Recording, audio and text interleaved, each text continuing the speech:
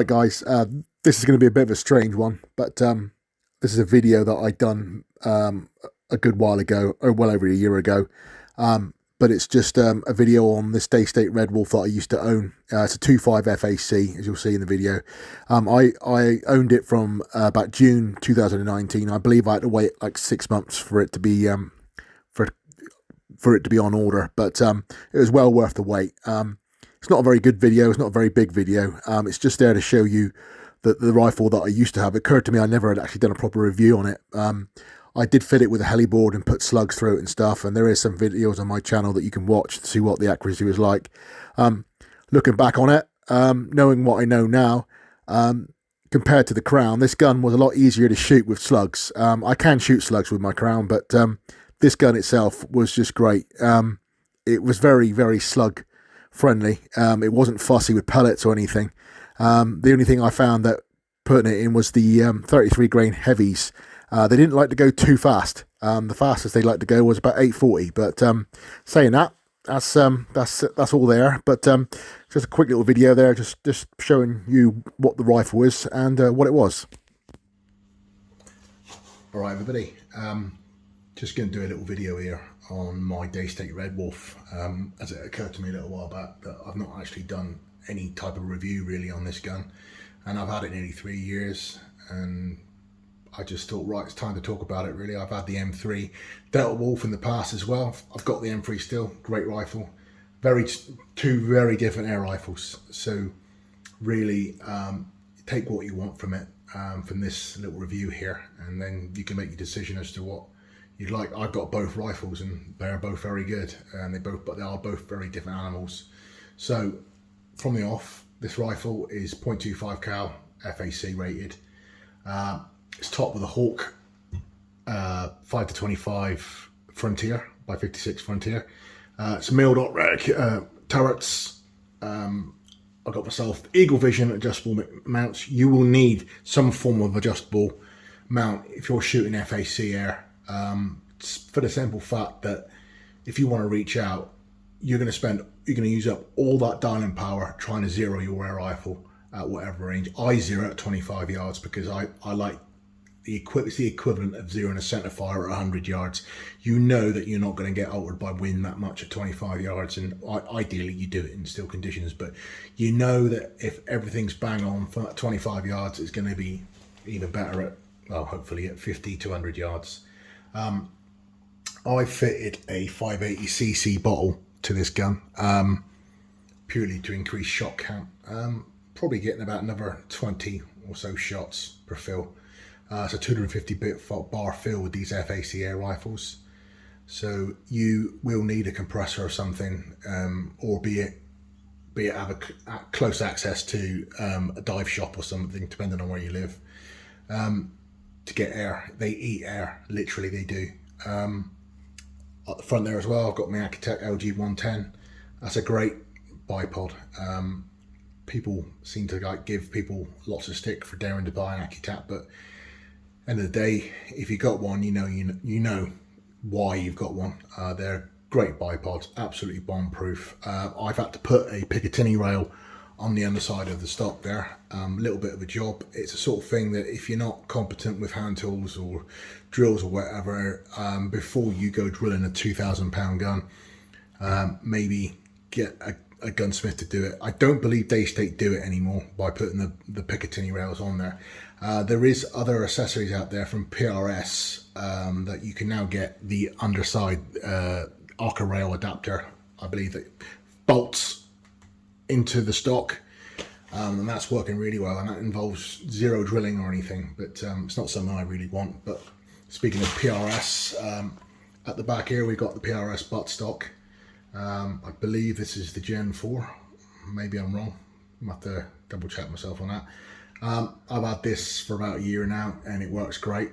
This is an extension rod that I was given by a good friend, Professor Jack. Thank you very much, mate. He got me this, and this is a lot better than what was originally on there. What was on there originally was too short, and you had to find that you had to stick a bag underneath it just to get that rifle up a bit more. So yeah, it's great. Works off the battery. So you're going to get about 5,000 shots per charge, sub 12 foot-pound. With FAC, it is probably, you're probably going into the hundreds. That's what I'm thinking, really, because I charge it occasionally. I always keep that voltage up there to 12 volts. This is the GCU 2 board inside, so it's not the 7-volt version that started off when these guns come out. So I always keep that battery topped up, just because that's what I do. I don't know if it makes much of a difference. I know when it comes to shooting slugs that you need to have some high pressure there.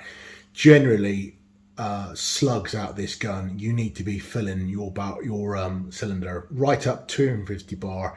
By the time you're getting down to about 200 bar, you're not going to get enough oomph from there, which, to me, this being an electronic air rifle, obviously it's going to have its limitations compared to the likes of an FX Impact. The FX Impact is going to have a lot bigger porting inside, and it is designed to carry a lot more power. I don't believe that this gun was designed to shoot slugs, but it does, albeit at a lower velocity. If you remember, I did fit a heli board to this gun before, and I was getting velocities with 870 feet per second with a 38 grain slug, and that's 60 foot-pounds, I think, round about that, which is a lot, but I've decided that I'm going to keep this gun primarily for pellets now that I've got the FX Impact M3, which is designed purely for slugs as well. But I will be shooting some of the lighter versions of these slugs, and this gun loves the Pro Hunter range.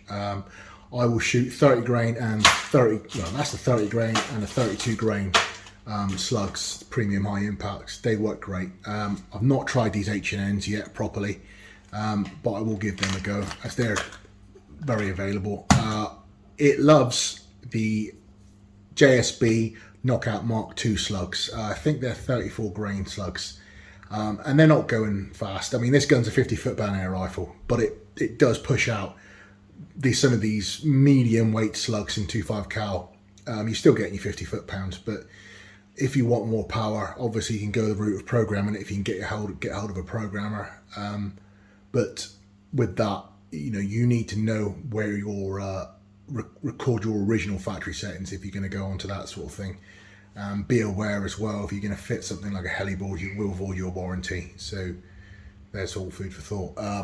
Up front there, I've got the 0 dB sound moderator. I had bought that originally for the Delta Wolf that went back, and I used that 0 dB on my M3 as well, and they both work great. It's a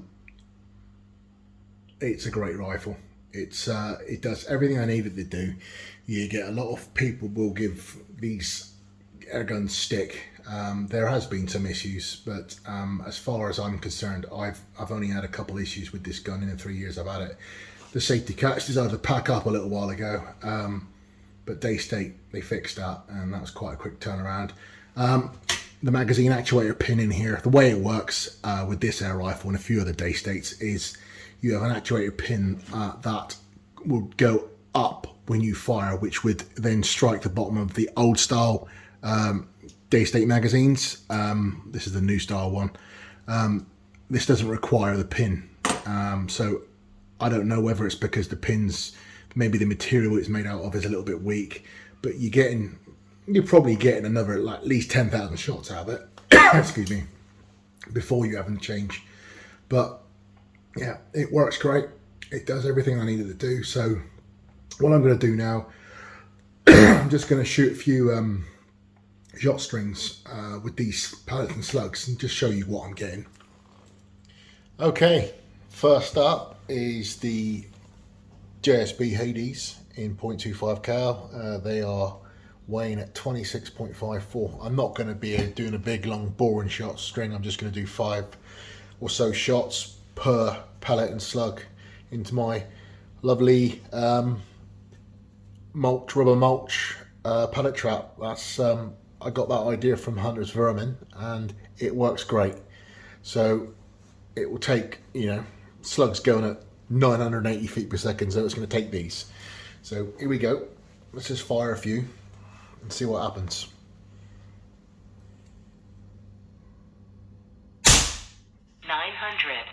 7,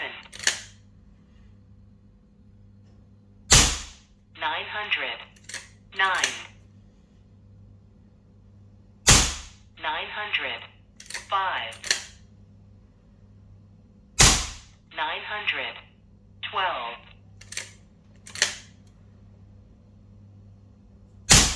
900, 7, 900, 7, 900, 7. There. Pretty consistent. Let's have a look here without knocking it over. So we got a average muzzle velocity of 908 feet per second. We've got a spread of 7 feet per second and a standard dev of 2.1. All very good. Right, shall we, I think we'll go to something a bit heavier now. Let's have the King Heavy Mark. Right, let's go with these ones, shall we? 33.95 grain King Heavy Mark 2s. Ear defenders on.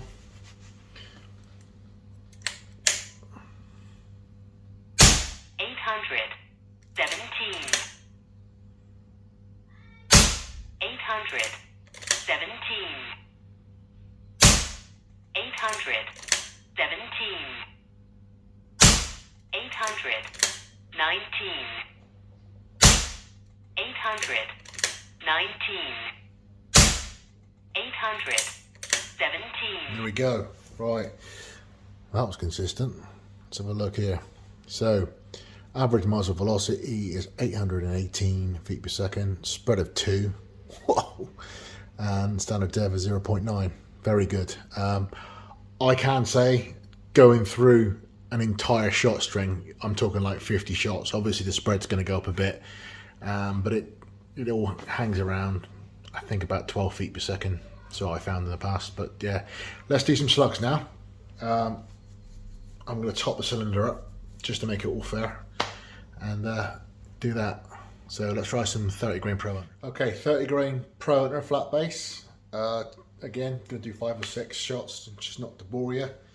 I have put a little bit of pellet lube on these slugs, as I have found in the past it does help with accuracy and consistency. So 30 grain Pro Hunter flat base, let's go.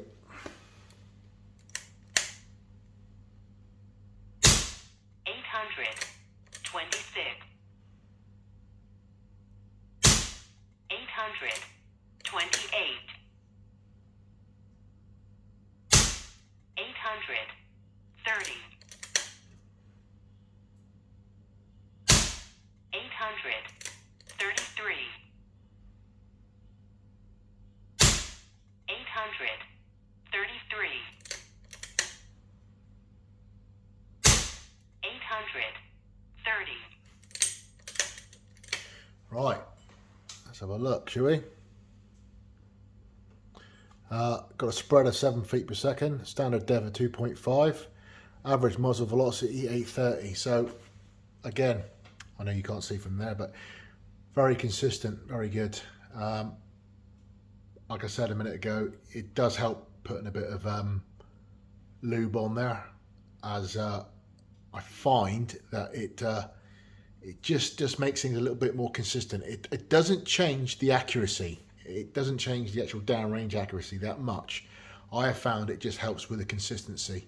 But again, everybody's air rifle is different, so what works for one might not work for the other. So that's the end of the video there. Just a demonstration of the Daystate Redwolf's shot string capability in 0.25 FAC/high power. As I said earlier in the video, I didn't get a chance to shoot targets and record. I got they're there in the earlier videos with slugs and stuff, but when it come to shooting this just factory GCU 2 board, I didn't get much of a chance to get any decent videos on film there. But as you can see, if you go through my earlier videos, you'll see me shooting slugs and stuff out to 200 yards and things like that. It's just a great rifle. It's still winning competitions, I see. It's now coming up. It's been about 5 years since it was released, and it's still doing the business. So anyone who wants I would probably recommend to anybody getting one. You probably pick one up at a good price, being that it's high power FAC. Well, in the UK, I don't know what it's like elsewhere, but there you go. That's the end of the video there. Apologies for not getting anything on targets, but anybody that does own one of these guns is going to know that this thing shoots straight. So thanks for watching. Please like and subscribe, and I'll see you soon.